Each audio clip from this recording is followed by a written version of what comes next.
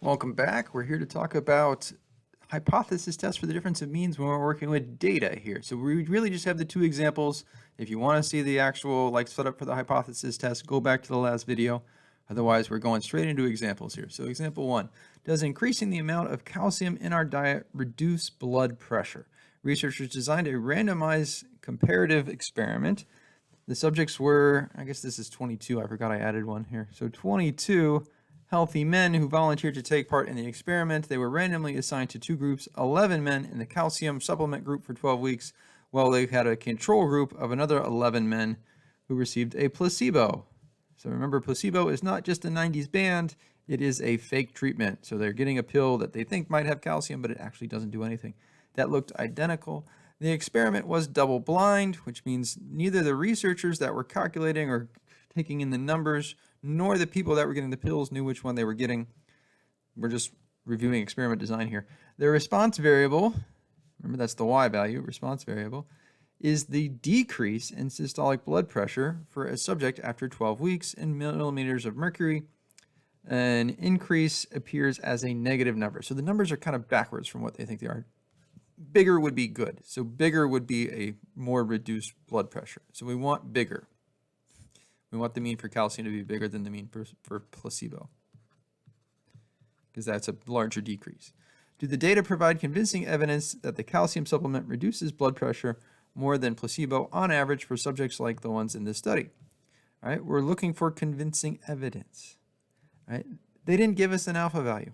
So we could technically do this with either a confidence interval or a hypothesis test, but let's go ahead and do it with the hypothesis test. All right, because it'd be easier with the hypothesis test. All right, so let's draw our little cross here and see what we can fill in.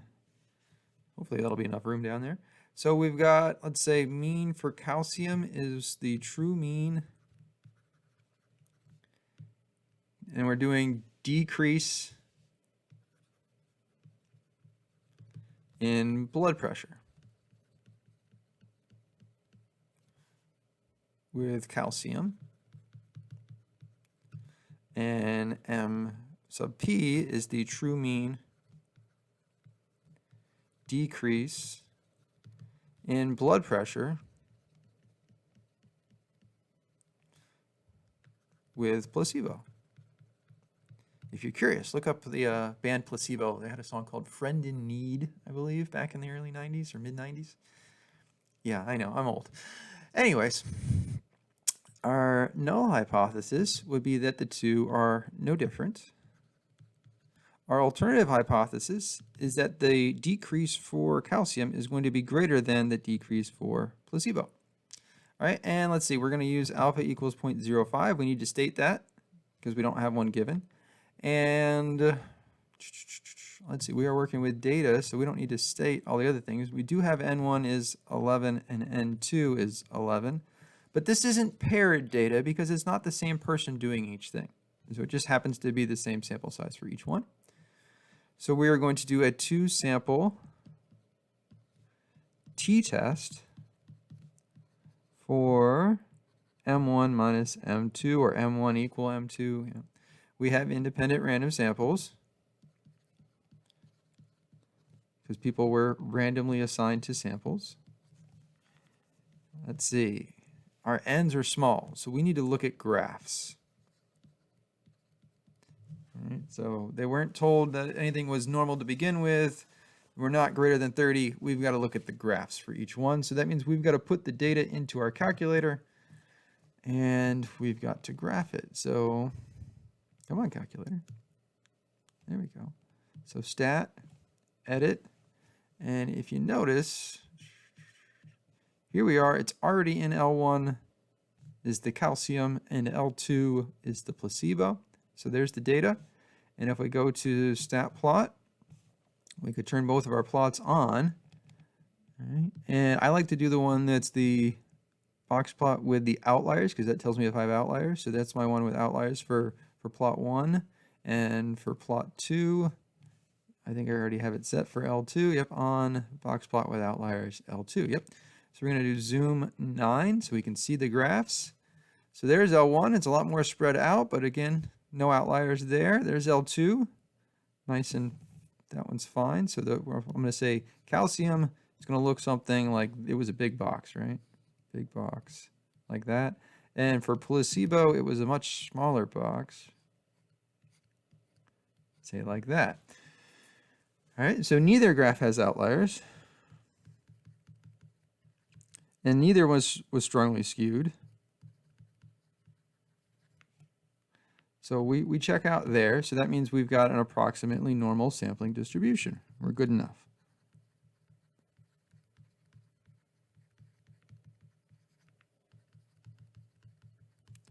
Check. All right, and the last thing, independence.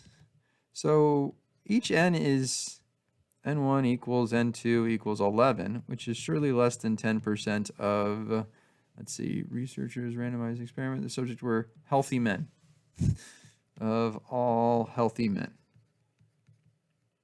Left all the L there. Healthy men, check. As long as there's more than 110 healthy men in the world, we should be okay. All right, so now we go to our calculator. I'm doing a 2-sample t-test. We have a lot of stuff to write down because we don't have any of the data, but luckily it's already in the calculator in L1 and L2. So 2-sample t-test. And we're using data. And let's see, we got L1 and L2, so different order, but that's okay. It really didn't matter, I guess. And we want to know, is our null hypothesis, or our first mean, sorry, the calcium mean greater than the placebo mean? And calculate. And there we go. T is 1.79. And our p-value was 0.045, so just below. Again, 3 decimal places is usually good, so 4.5 or 4.6. Our degrees of freedom, we could round that and say that's 16. And let's see, we need X bar for calcium and X bar for placebo, and S for calcium and S for placebo. So calcium is 1, so 4.9, and then negative 0.27. So really there's not much of a change here at all, but there is a little bit of a significant change there. And for our standard deviations, so 8.3 and 4.8, I guess we could say. All right, there we go. All right, both of them have a pretty significant standard deviation, it looks like. All right, so we now make our conclusion. Since our p-value is 0.045 is less than 0.05, which is our alpha, we reject the null hypothesis that the mean for the calcium is the same as the mean for the placebo. In other words, we have significant evidence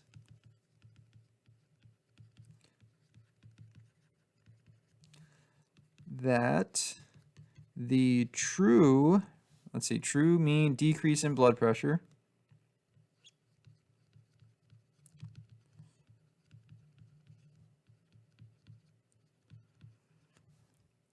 is greater for calcium than placebo.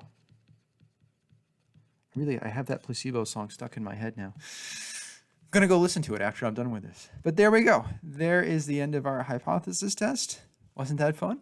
Super exciting. So that's how we respond. Again, if it's a free response question, that's how we respond. Now, if you would have picked a different alpha value here at the start, like maybe you picked 10%, then we would fail to reject. Right? We wouldn't have significant evidence.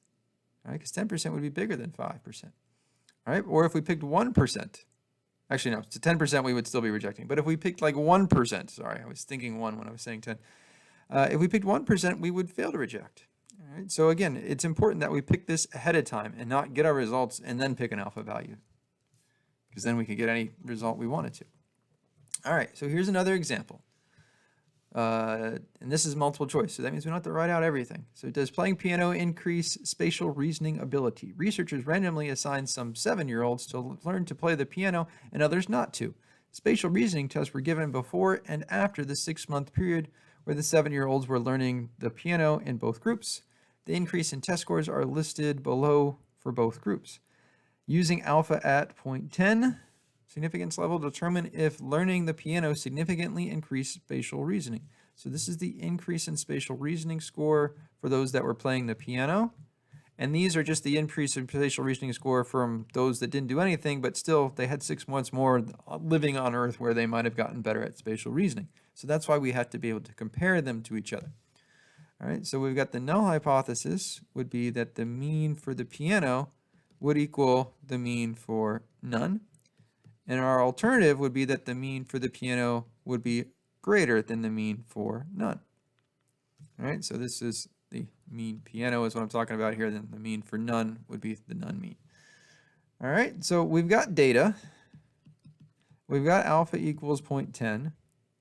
And we've got 2 samples. And it's not paired, so we want to do a 2-sample t-test. All right, so we can put the data into our calculator, into lists, and then just do the test on the calculator. So stat, edit, and I did this ahead of time, but here's the piano data, and here's the none data. So they're already in 2 separate lists. So now we're going to go to stat, edit, 2-sample t-test.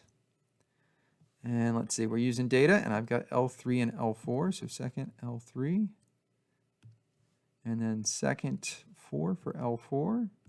Frequencies, we're not worrying about those. We've got that the first list is greater than the second list, which is what it's already set to. No pooled, no, don't want that, and calculate. And there we go. And that is not any of our responses here. Must have typed in a number wrong somewhere. All right, but that's what I got with these numbers, so I must have just typed in a number wrong, but t equals 2.189 is what I got, and p equals 0.09. So with 0.09, we would reject, so we'd say yes, there is significant difference. So we would say yes, since our p-value and t-value are that. I wonder what I typed in wrong.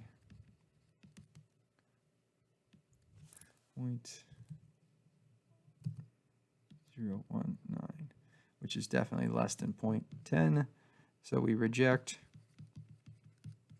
the ho. We have significant difference. So yes, we have significant evidence for the mean for the piano being greater than the mean for none. I don't want to check what numbers I typed in wrong, but that's how we would do it. I don't remember what number answer we got there either. Maybe I just did that wrong before. Who knows? But there we go. All right.